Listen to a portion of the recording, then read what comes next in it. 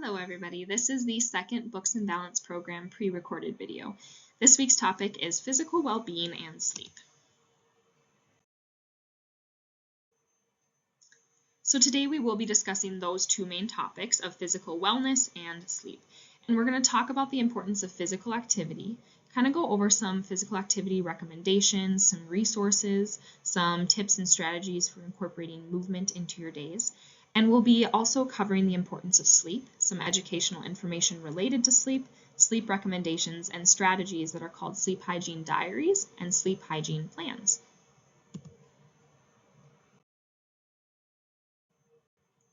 The first topic we're going to go over is physical wellness. So a really pivotal aspect of physical wellness that we'll be highlighting today is physical activity. There are countless benefits of physical activity and exercise, but we're just going to go over a couple of those today. One of these being that physical activity can help you maintain or can help you lose weight. So to most effectively lose weight, it is recommended that you do both diet and physical activity changes. You kind of need both of those to make it most effective. And to explain the science behind that, there are 3,500 kilocalories per pound of body fat, or what we call kcals per pound of body fat. And so weight loss and weight maintenance really is kind of this game of checks and balances. So if you add in physical exercise and the calories that you burned during those exercise, you can calculate and you can kind of estimate how long it theoretically could take you to lose a pound of body fat. Or if you're maintaining weight, how many calories you could add into your diet based upon if you add in physical activity. So it is just this kind of game of checks and balances. If you add in nutrition, which will be a future topic on a future week, and you decrease, maybe you don't have that sweet treat in the afternoon, and that kind of reduces 200 calories, and you exercise 3 days a week, and each of those exercise sessions you can estimate this many calories, and you can kind of add it all together. It's simple math, and 3,500 kcals is a pound of body fat. So you can kind of do that to kind of justify how you could lose weight or maintain weight, so kind of to do the science behind that. So physical activity is a very important aspect in that equation. Physical activity can also help you reduce health risks such as cardiovascular disease, type 2 diabetes, infectious diseases, and even some cancers. As you age, it's really important to protect your bones, your joints, and your muscles. So up until the age of 25, your bone density actually increases. And then after the age of 25, this accumulation of bone density, it stabilizes, and you don't build as much, if any, and you're more so maintaining that bone mass. And then after age 50, bone breakdown, or what we call reabsorption, it really accelerates, especially for women around the time of menopause. And this puts you at a high increased risk for osteoporosis and osteopenia. Again, especially for women, as our bones are typically smaller and less dense than men as well. So weight-bearing exercises and physical activity that involves weight-bearing is super essential. So examples of that is walking, dancing, aerobics classes, weight training. And those types of activities really help stimulate bone remodeling, and it works to keep your bones strong and to help you maintain that bone density after age 25. So your future self, you guys, will truly thank you for including weight-bearing exercises as you age so that later on you are at less risk for those types of bone diseases like osteoporosis and osteopenia. There are also many brain health benefits from physical activity as well. After a moderate to vigorous session of physical activity, you can experience reduced short-term feelings of anxiety. You can help promote good executive functioning skills like thinking, learning, judgment, organizational skills as you age. You can reduce the risk of depression and anxiety and even improve your sleep quality. Being physically healthy also helps you maintain your occupational performance and your function in life and just helps you engage in the tasks that you want to and need to do. It can decrease your risk of falls, which again, you are going to appreciate later in life. And lastly, it can help you manage your chronic health conditions. So for example, it can reduce pain and increase function in those with arthritis. It can help control blood sugar levels in those with type 2 diabetes. So those are just two examples of that.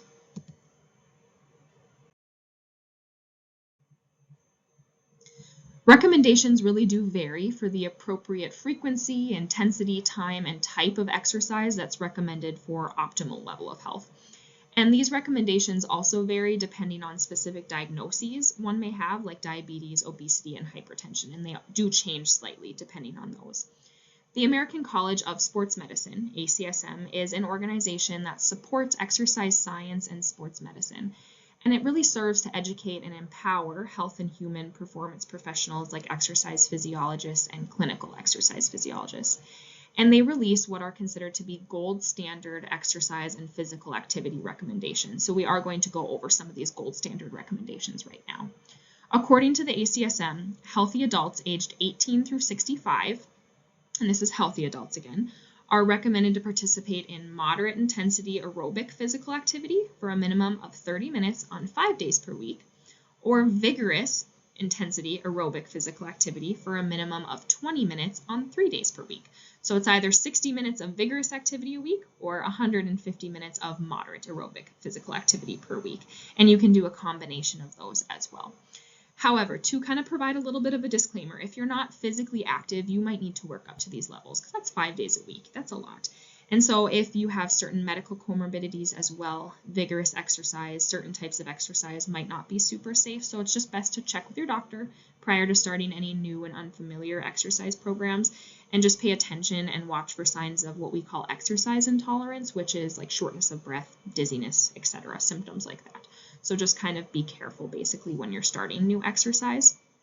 It's also recommended that adults engage in activities that increase or maintain your muscular strength or your muscular endurance for a minimum of 2 days per week. So this is in addition to aerobic exercise. So this would be your strength training recommendations. And they recommend multi-joint exercises to target all large muscle groups in your whole body. So instead of doing just maybe like a simple bicep curl, that's targeting that one muscle, you could do a standing overhead dumbbell press. And so basically you want to look for exercises like that that will kind of give you a better return on your investment, so to speak, so that you can do those multi-joint exercises and you can target numerous muscle groups at the same time with one exercise. So you don't have to do as many. And lastly, it's recommended that adults participate in flexibility exercises for all of your major muscle tendon units for at least 2 to 3 times per week. So essentially just working on some full body stretching at least 2 to 3 times per week.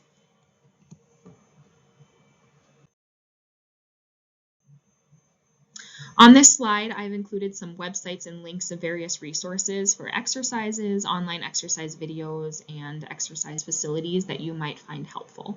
I'll also be putting these links on the website for you guys at the conclusion of the program as well. The first is a link to the YMCA on-demand fitness videos. And so they have videos for cardio, strength, some gentle fitness like in a chair, some low impact, yoga and Pilates, stretching and core work, and videos for kids and youth as well, so you could do them with your families and your children. The second is a link for the National Health Service of England. They have videos for aerobic exercises, strength and resistance, and Pilates and yoga. And the third is a great website that has quite a few extensive videos for all sorts of exercises. A diabetic nurse educator in Bismarck actually recommends this website to clients who are wanting to start their exercise journeys, but it has appropriate exercises for everybody on there. There are also numerous gyms in town with exercise professionals if you're interested in starting more of a personalized fitness program, or maybe you want access to certain equipment. And so I've included the contact information of a few of those facilities on here, including the YMCA, Family Wellness, and Capital Racket. I received my undergraduate degree from the University of Mary in exercise science, and I am a certified exercise physiologist. And the University of Mary actually has a pro bono exercise clinic where you can get free access to gym equipment, and they'll create you a personalized and safe exercise plan. You do get monitored for students throughout your exercise, as it's a clinical learning experience for them to kind of prepare them for settings like cardiac rehab. But there is a free option as well here. It is specifically designed for those that have multiple risk factors for cardiovascular disease, like high blood pressure, high cholesterol, prediabetes, those who are overweight and have obesity, etc., or those who have known cardiovascular, metabolic, or pulmonary disease. So for this clinic, you do need to get referred by a physician, a PA, or a nurse practitioner, just to ensure that they say you're safe to exercise and it's okay with your doctor starting it. I've put the contact information on this slide for your guys' reference. They have times available from 5:30 a.m. to 8:30 a.m. on Monday, Wednesday, and Fridays, and it's a free experience I just thought I would include here. Each spring, this exercise science students also do personalized exercise programs for anybody in the community that wants to participate. So they'll meet with you, they discuss your goals, they do various testing, including calculation of percent body fat, body measurements, range of motion, strength testing, balance testing, and then what they call a sub-maximal graded exercise test. And then they'll design you a program based on your results from that you can follow at home, and they'll check in with you and see how you're doing. They'll change it as you go if you need some adjustments, and then at the end they do a retest on those measurements as well to check your progress. And this is just another completely free personalized option for those who might be interested as well. So please just contact me if you're interested in knowing more about that experience specifically, and I can get you in touch with the professor who runs that program.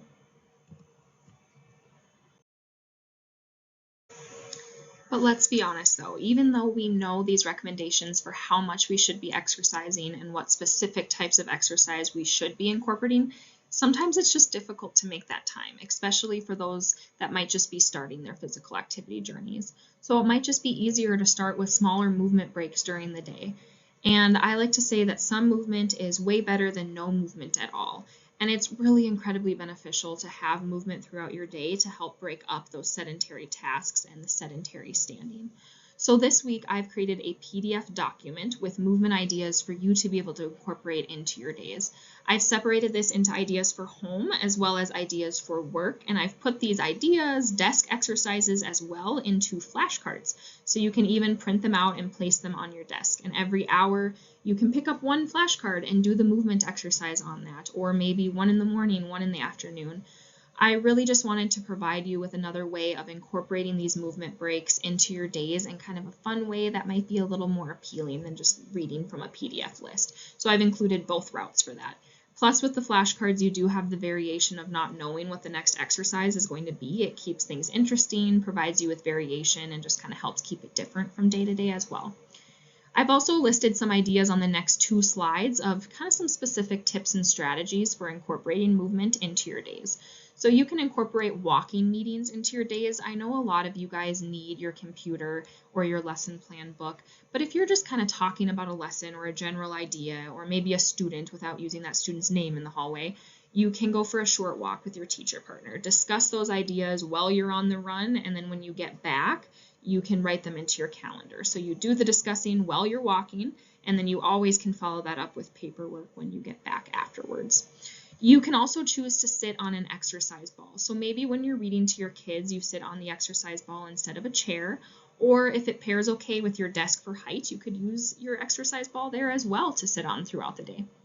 I do want to provide a disclaimer here as well, though, that we want our body to be at 90-90-90 positioning. That's what we call it, meaning that our ankles are at 90 degrees, our knees are at 90 degrees, and our hips are at 90 degrees. And you want to make sure that the desk is at an appropriate height to promote approximately 90 degrees of elbow flexion too if you're going to be typing on your computer. So exercise balls can help you have better posture. It promotes you to use those muscles and keep your core engaged, and kind of has your body subconsciously adjust to maintain stability throughout the day and use that core musculature. But we just need to make sure that it's an appropriate height for the desk that you're using or the table that you're using, so we can have proper ergonomic principles and positioning, because we don't want that to cause problems either later on because you're not positioned right or you're reaching up for your computer or something like that. So that's important just to kind of keep in mind with that one. But exercise balls are a great way to do that. You can park farther away in a parking lot to just get more steps. You can exercise or stretch during TV time. Maybe you get on the floor at home, you do a few exercises, or you get up, you walk around during commercial breaks or during the show, or kind of stand in place a little bit. You should always take the stairs. If there's an elevator available, always take the stairs. That's kind of a generic one that most people know. You also can use standing desks if available. You can get cheaper ones off of Amazon that just sit on a regular desk and have a place for your just computer on it, but there are also fancier full desk ones that are available as well. You don't want to stand all day necessarily just in place, because standing in place is still a sedentary task, But being able to swap and have the opportunity to stand, and you can kind of do weight shifting when you're doing paperwork and when you're grading, that can be really beneficial. So standing desks can be beneficial for that and to help you with that weight shifting, position your body in different ways throughout the day. You can also take a 5-minute walk break after you eat. That can really help your blood sugar levels. Maybe you make a lap around the school on your way back to your classroom. You can set reminders to just stand up and move. You can use timers on your phone. A lot of watches have physical timers that will vibrate every hour to let you know to kind of get up and move. Or I know a lot of you also have those physical sand timers, and so you could use those in your classrooms. Put one on your desk. Set it for if you have an hour one or maybe a 30-minute one, and when the alarm goes off or you hear the vibration or you see the sand go down, that's when you take a time for a movement break, or maybe you take a bathroom break, or you walk around the classroom a few times. I'll walk around and see if that kid in the way corner needs a little bit of help. And if it's an appropriate time, you could also have the para watch your class for just a short 2 minutes and just take a little short walk down the hallway and come back. So this is great for your physical health, but also for a mental break as well. You can do calf raises when you're standing still, whether that's just waiting in line, maybe you're brushing your teeth, maybe you're cooking or doing dishes, just to incorporate movement in that. You can do some stretches while you're getting dressed or undressed. You can do chores in a different way. So for example, maybe you're working on balance while you're doing dishes and you stand on one leg for a little bit. Maybe you walk in place while you're doing chores. Or when you're on the floor, you fold your laundry on the floor and you paste laundry just out of reach, so you have to get a good stretch in various planes of movement all around you while you're folding laundry. You can incorporate movement into everyday tasks, like when you're cleaning or you're brushing your teeth. So for example, when you're cleaning, play some music, dance along. When you're brushing your teeth, do some squats, walk in place, do some calf raises. Just really try to move your body as much as you can in the activities that you are already doing. You can also do some desk aerobic or desk resistance exercises, and examples of these will be provided in a PDF this week and in the flashcards as well. In one study, Rogers and his colleagues actually discovered that 4 body weight resistance exercise breaks were really found to be helpful, and people thought they were very reasonable to incorporate into your workday. They tested that with 8 breaks as well, but 4 was found to be most effective and kind of that sweet spot for getting still benefits, but also in a reasonable way. And we will be practicing some of those desk exercises during this week's in-person session, so stay tuned for that. You can also incorporate movement breaks with your students. So this week I've created ideas and resources for you to use if you want to start incorporating movement breaks for your students as well. So you can integrate one in the morning, one in the afternoon, and you can participate with your students. And it's a way for you both to get some physical activity and extra movement. And lastly, an idea is taking walks when you are on phone calls. So make it a habit that when someone calls you, you answer it and you get up and walk. And maybe that is if you are at home, or maybe it's if you're in your classroom alone during the day after school, answer the call and walk around. I know that's not always feasible when you actually have a classroom full of students, but there's numerous times throughout the day that you might get a call and you're not around students and you have a moment, and rather than sitting in your desk and taking that call, you can take it and walk.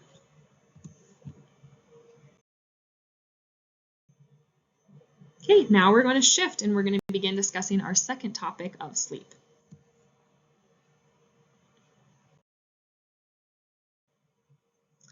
Sleep is really important for both our physical and our mental health and just our overall wellness and quality of life. And it has a very significant impact on regulating our physiological functioning, and therefore the amount and the quality of sleep can really influence your overall health and quality of life. Poor sleep has been linked to a plethora of things, including increased incidence of diabetes, heart disease, stroke, depression, obesity, cancer, and increased risk for mortality as well. And it's truly considered to be vital to one's participation in life and a daily occupation, and sleep itself is considered an occupation. Some other benefits of sleep are that it promotes healthy immune systems, it can help you reduce stress, it can improve your mood, and it also can improve attention and memory for your daily activities as well. So now we're going to go over some fun facts and kind of information related to sleep. The first one is this word called circadian rhythm, which I'm sure a lot of you have maybe heard of. But this is the physiological 24-hour time pattern of your life. And it includes times of alertness when you're awake, those energy dips that you have throughout the day, and your times of sleep. And so typically people are most alert in the morning. They have an early afternoon dip. Then they have kind of stable energy for the rest of the day, and then they sleep at night. And so this cycle is unique to all of us, but based on this cycle and your own unique rhythm, you can kind of plan out your day in relation to this. So for example, high energy work for you might be best completed during that morning and kind of that early afternoon, and restorative occupations might be best in the evenings. So that's kind of the premise of circadian rhythm and how you can kind of use that, and by tuning in to how your rhythm works, kind of planning out activities at different times of that alertness. The next word to discuss is what's called a Zeitgeber. This is a German word for time giver, and it's a cue in nature that keeps the human body organized with a recurring and physiological 24-hour cycle. So it helps keep your body organized to that cycle. So light is the most powerful example of a Zeitgeber. Zeitgebers provide the cue that the body clock needs to be able to enact various neurotransmitters or hormones, those chemicals in our body. And so to keep this super simple, changes in light can be perceived by the histamine receptors in our eyes, and it can cause production and kind of regulate the production of melatonin, which is a sleep hormone. So this is truly just an example of why light is so incredibly important, light from our environment and light from electronics, and how those can significantly impact our quality of sleep and just our overall ability to stay asleep as well, because those receptors are tuning into that light to let us know when it is time to go to bed and when to release that melatonin to cause us to go to bed, and how bright lights from electronics can then kind of impede the production of that melatonin prior to going to bed, which can impact your sleep quality and your ability to stay asleep and fall asleep. I'm now going to do a very brief overview of the sleep cycle, just so you're educated on that. The largest portion of your sleep is in what is called non-rapid eye movement or non-REM stages, and this makes up approximately 2/3 of your time spent in sleep. And I put the stages on this slide. They just go from dozing off to a deep sleep. And then we have REM sleep, or that rapid eye movement sleep. This is the stage of sleep where you have very high brain activity. It occurs 5 to 6 times per night approximately, and this is when your dreams occur, and this makes up 1/3 of your time spent in sleep. So dreaming is so incredibly important for your mood and cognition, because when you dream, this activates parts of your brain and the areas of your brain that are associated with vision, memory, and your emotional regulation. So when your REM sleep is disrupted, this can result in significant impairments to your cognition and even to your mood. And so that is why this REM sleep and our sleep cycle is just really important to understand, and we can try to promote getting better quality of sleep so we can be in that REM cycle longer and more times throughout the night.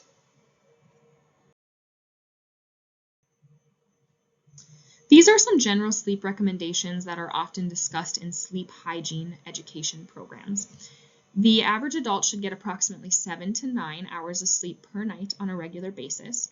You should have a really consistent bedtime and a wake-up time each and every day. And this should include weekends and even on vacations as well. So rather than sleeping in on those days, even though we may really want to, if you struggle with sleep, you should always make it very consistent. You can keep your bedroom quiet at night, and it's recommended to keep it a cool temperature. They recommend 65 to 68 degrees Fahrenheit. So thermoregulation during sleep is super important. Our body's temperature naturally drops as we sleep, so having a cooler room makes it easier for your body to fall and to stay asleep because it naturally wants to be in that temperature range. You can turn down the thermostat at night, invest in cool bedding materials like breathable types of fabric like cotton, and they even make specialty blankets and bedding that aim to provide cooling effects as well. It's recommended that you turn off all electronics for at least 30 minutes before bed. Again, that light and the importance of that through your sleep cycle. You should exercise regularly and maintain a healthy diet.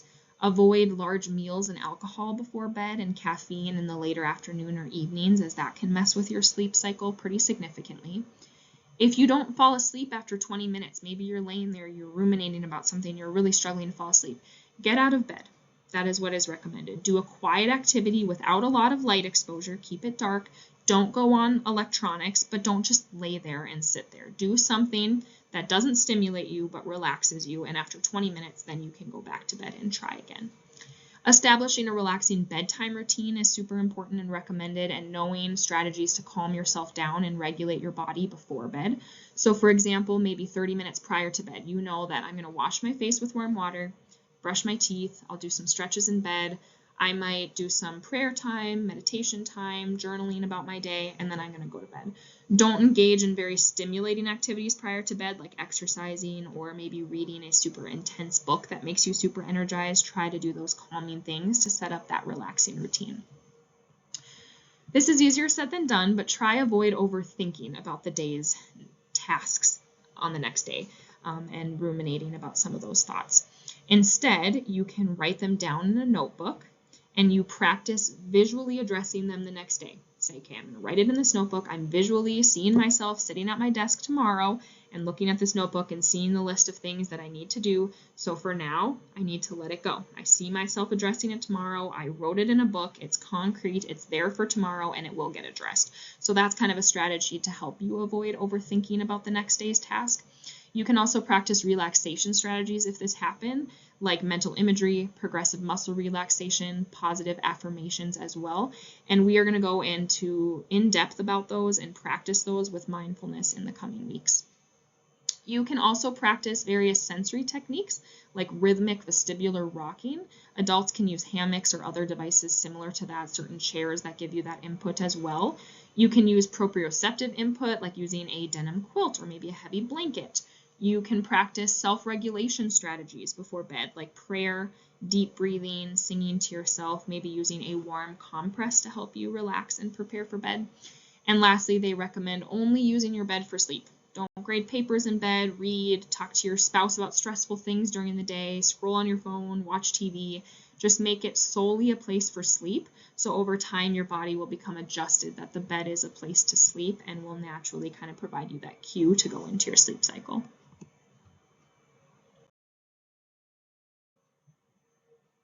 Sleep diaries can be very helpful for those who want to get more sleep or who might be struggling with sleep, and it helps you narrow down the root cause of that sleep problem and then specific strategies that you could maybe add to a sleep hygiene program or maybe your nighttime routine to promote good quantity and quality of sleep. So aspects that you can include in your journal include the date, the time you went to bed, the time you woke up in the morning, if you took naps and the time that those naps took place, how long did you nap, what time you exercised, when you maybe drank alcohol or caffeinated drinks during the day, what your routine looked like before you went to bed. You can also record how long it took you to fall asleep. Did you wake up in the middle of the night? How long did you stay awake during those moments of awakeness in the middle of the night? And also record what strategies you maybe tried to fall back asleep. Or if you didn't try any strategies, write that down as well. And it's recommended to keep track of some of that information for 2 weeks. So then you can look back and you can look for patterns over that period of time. And so if after the 2 weeks you look at your sleep diary and you see that on many nights that I didn't get good sleep were the nights that we had a family movie night, and maybe it helps you realize that I need to move that movie to an earlier time and avoid TV right before bed. Or maybe I ate dinner a little bit later that night, and so maybe we need to move family dinner time a little bit earlier. So it really helps you identify those trends. And on the flip side, it can help you notice positive trends as well. So maybe on nights that I had really good sleep that night, and that's when I didn't have a lot of time to shower in the morning, so I showered before bed. And maybe you identify that that strategy is really positive for you, and you can add it to your nighttime routine to help you improve your sleep. And you guys are all familiar with sleep hygiene plans from the activity that you guys did with your students. So this information from that sleep diary you can use to make your own sleep hygiene plan yourself. And so as we discussed last week, if you didn't document it, it doesn't happen, and it didn't happen. So make yourself accountable by writing down what are you going to do, what concrete steps are you going to take to improve your sleep quality, and you can do that through that sleep hygiene plan. So this week I've created a sample sleep hygiene diary and a sleep hygiene plan for you all to review if you want to, and we'll be going over these in the in-person session, and you guys are going to have the opportunity to create your own sleep hygiene diary.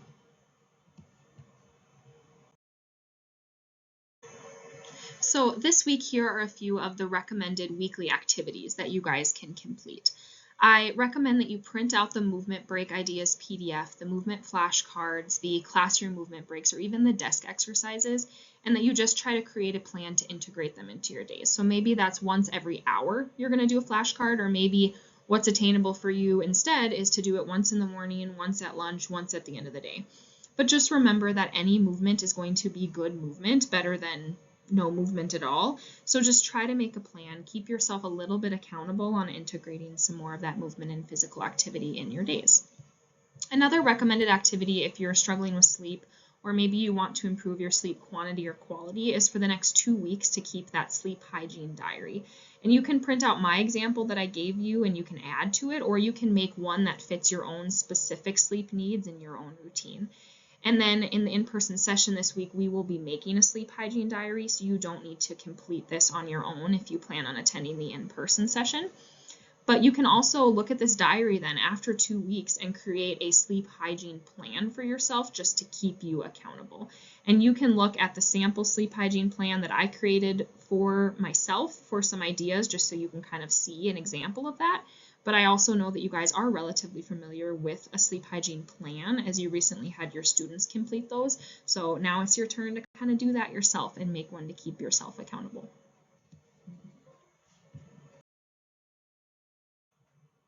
Here are the references that I used for this PowerPoint and this week's materials and resources.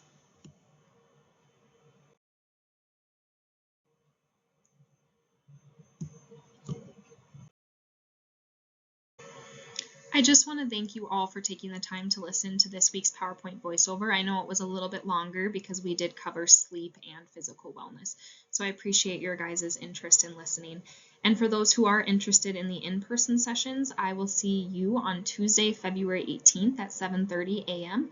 or Thursday, February 20th at 3:10 p.m. Those sessions are estimated to take about 30 minutes. It might be a little less, give or take, but I look forward to seeing you all at the in-person sessions as well.